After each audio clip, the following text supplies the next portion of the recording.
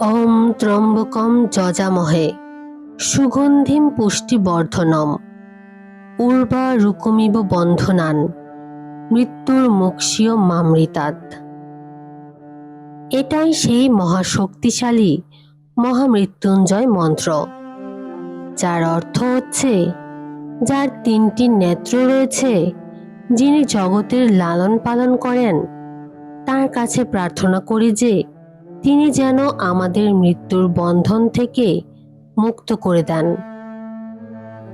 ঠিক যেমন একটি শসা পরিপক্ক হয়ে তার শাখা প্রশাখার বন্ধন থেকে মুক্ত হয়ে যায়, তেমনি আমরা যখন জ্ঞানের আলোকে পরিপক্ক হয়ে উঠব, তখন যেন আমরা মুক্তি লাভ থেকে বঞ্চিত না হই। আপনি জেনে অবাক হবেন, এই মন্ত্রটির আবির্ভাবের পেছনে রয়েছে এক আশ্চর্য কাহিনী এবং অভূতপূর্ব একটি ঘটনা। কিন্তু আসলেই কি এই মন্ত্র পাঠ করলে মৃত্যু থেকে রেহাই পাওয়া যাবে?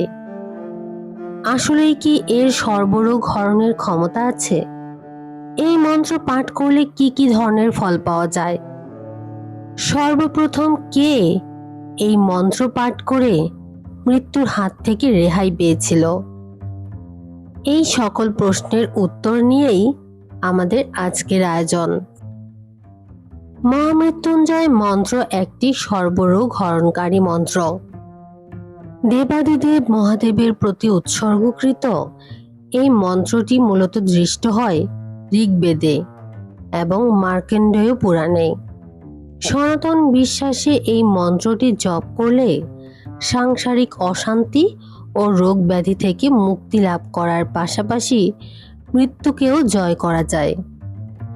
তাছাড়া শিবকে প্রসন্ন করার জন্য মহামৃত্যুঞ্জয় মন্ত্র জপ করা সবচেয়ে ভালো উপায়। আপনারা অনেকেই জানেন, এই মন্ত্রের রচয়িতা হচ্ছেন ঋষি মার্কণ্ডেয়, যিনি নিজে এই মন্ত্র জপ করে অকাল মৃত্যু থেকে রেহাই পেয়েছিলেন। আবার কোনো মতে, যেহেতু এই মন্ত্রটি ঋগ্বেদে লিপিবদ্ধ রয়েছে, সেহেতু এর রচয়িতা হচ্ছেন মহর্ষি বশিষ্ঠ। তো প্রথমেই জেনে নেওয়া যাক কি কি কারণে মন্ত্রটি জপ করা হয়। নিজের বা পরিবারের সদস্যদের স্বাস্থ্য দুর্বল হলে, কোনো কাজে লাগাতার বাধা এলে, নতুন গৃহ নির্মাণ করালে, কোনো ব্যক্তির কোষ্ঠীতে কোনো গ্রহদোষ থাকলে, নানান ধরনের ভয় সমাপ্ত করার জন্য এবং সর্বোপরি মৃত্যু, অকাল মৃত্যু, শোক ও মৃত্যুতুল্য যে কোনো সংকট থেকে উত্তরণের জন্য এই মহামৃত্যুঞ্জয় মন্ত্র জপ করা হয়। একদা ভৃগু বংশে মৃকাণ্ড নামক এক মুনি ছিলেন। দেবাদিদেবের পরম ভক্ত এই মৃকাণ্ড মুনি ছিলেন পুত্র সুখ বঞ্চিত।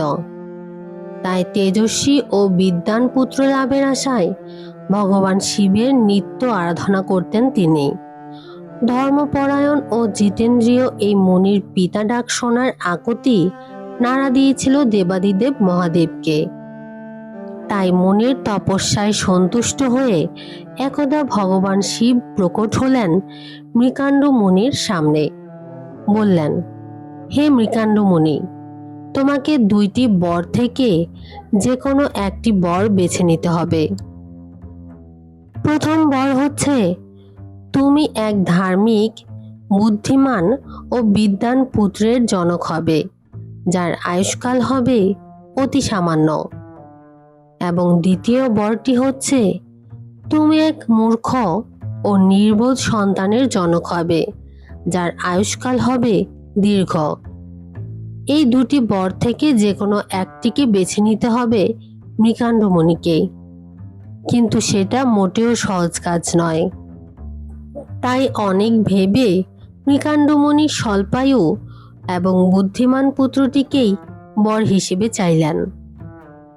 মহাদেব সেই পুত্রের বয়স নির্ধারণ করলেন মাত্র 16 বছর। এর কিছুদিন পর শিবের কৃপায় মৃকাণ্ড মুনির স্ত্রী মারুদমতি একটি পুত্র সন্তান জন্ম দিলেন, যার নাম রাখা হলো মার্কণ্ডেয়। ছোটবেলা থেকে মার্কণ্ডেয় ছিলেন ভোলানাথ শিবের পরম ভক্ত। তাছাড়া তিনি ছিলেন মেধাবী, বুদ্ধিমান এবং পরিশ্রমী। অতি অল্প বয়সেই তিনি বেদাদি শাস্ত্রে সুপণ্ডিত হয়ে আত্মপ্রকাশ করলেন সকলের সামনে। তার অসামান্য জ্ঞান ও পাণ্ডিত্য দেখে ধন্য ধন্য করতেন আশেপাশের সবাই। এভাবেই চলতে লাগলো কিছুকাল। কিন্তু এমন সুপুত্রের পিতামাতা হয়েও মৃকাণ্ড মুনি ও মারদমতি ছিলেন চরম হতাশাগ্রস্ত। ছেলের অনিষ্ট আশঙ্কায় সর্বদাই বিচলিত থাকতেন এই দম্পতি। ক্রমে ক্রমে পিতামাতার এই মলিন মুখমণ্ডল দৃষ্টিগোচর হল মার্কণ্ডেয় মুনির। ঘটনার পরম্পরায় তিনি তার পিতামাতার কাছে জানতে পারলেন তার জন্মবৃত্তান্ত এবং তার জীবনের সময়সীমা। অবশেষে তিনি তার মাতা পিতাকে সান্ত্বনা দিয়ে শুরু করলেন শিবের কঠোর সাধনা। শিবের আরাধনা করতে করতে তিনি এক আশ্চর্য মন্ত্র দর্শন করলেন, আর সেই মন্ত্রটি হচ্ছে মহামৃত্যুঞ্জয় মন্ত্র। এরপর তিনি সেই মহামৃত্যুঞ্জয় মন্ত্র জপে চললেন অবিরাম। এইভাবে 16 বছর বয়স পূর্ণ হল মার্কণ্ডেয় মুনির। কিন্তু জীবনের শেষ দিনটিতেও তিনি মহামৃত্যুঞ্জয় মন্ত্র উচ্চারণ করে মহাদেবের সাধনা করে চলেছেন অবিরাম। আর তার সামনে থাকা শিবলিঙ্গটি প্রতিনিয়তই অভিষিক্ত হচ্ছে তার চোখের জলে। এদিকে মার্কণ্ডেয় মুনির প্রাণ হরণ করতে হাজির হলেন যমদূত। কিন্তু দেবাদিদেবের এমন কঠোর সাধনারত মার্কণ্ডেয় মুনির প্রাণ হরণ করতে কিছুটা ভীত হলেন তিনি। এরপর যমালয়ে ফিরে গিয়ে স্বয়ং যমরাজকে অনুরোধ করলেন মার্কণ্ডেয় মুনির প্রাণ হরণ করার জন্য। যমদূতের কথা শুনে স্বয়ং যমরাজ এলেন ঋষি মার্কণ্ডেয়ের কাছে।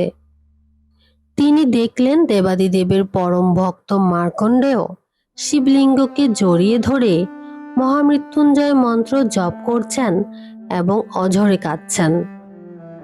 কিন্তু বিধির বিধান পালন হেতু যমরাজের কাছে তার প্রাণ হরণ করা ছাড়া আর কোনো উপায় ছিল না। তাই তিনি তার হাতের ফাঁসটি ছুড়ে দিলেন মার্কণ্ডেয় মুনির দিকে। কিন্তু ফাঁসটি লক্ষ্যচ্যুত হয়ে গিয়ে পড়ল শিবলিঙ্গের উপর। চমকে উঠলেন যমরাজ। এবার কি হবে? শিবকে প্রতিরোধ করা কিভাবে সম্ভব? যমরাজের সেই ভাবনায় ছেদ টেনে সগর্জনে শিবলিঙ্গের মধ্য থেকে প্রকট হলেন স্বয়ং দেবাদিদেব মহাদেব। এরপর তিনি উদ্যত হলেন যমরাজকে দণ্ড প্রদান করার জন্য। শিবের ক্রোধ সম্পর্কে খুব ভালোভাবেই অবগত ছিলেন যমরাজ। তাই বিনা বাক্য ব্যয়ে তিনি লুটিয়ে পড়লেন মহাদেবের চরণে। বললেন, হে প্রভু, আমি যে আপনারই সেবক। আপনার আদেশেই প্রাণের প্রাণহরণের মতো নিষ্ঠুর কাজ আমি করে যাচ্ছি। আমি যে নিরুপায়, দয়া করে আমাকে পথ প্রদর্শন করুন। যমরাজের সমর্পণ দেখে শান্ত হলেন শিব।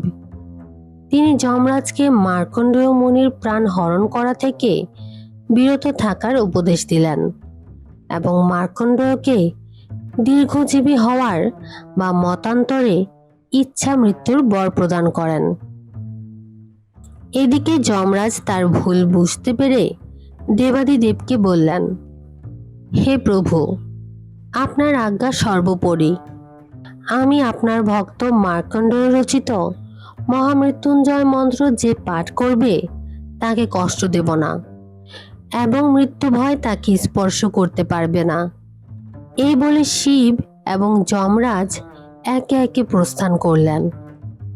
আপনারা অনেকেই জানেন, ঋষি মার্কণ্ডেয়র এই অমরত্ব প্রাপ্তি বা দীর্ঘজীবী হওয়ার বর প্রাপ্তির জন্য তাকে অষ্টচিরঞ্জীবীর মধ্যে একজন বলে আখ্যায়িত করা হয়।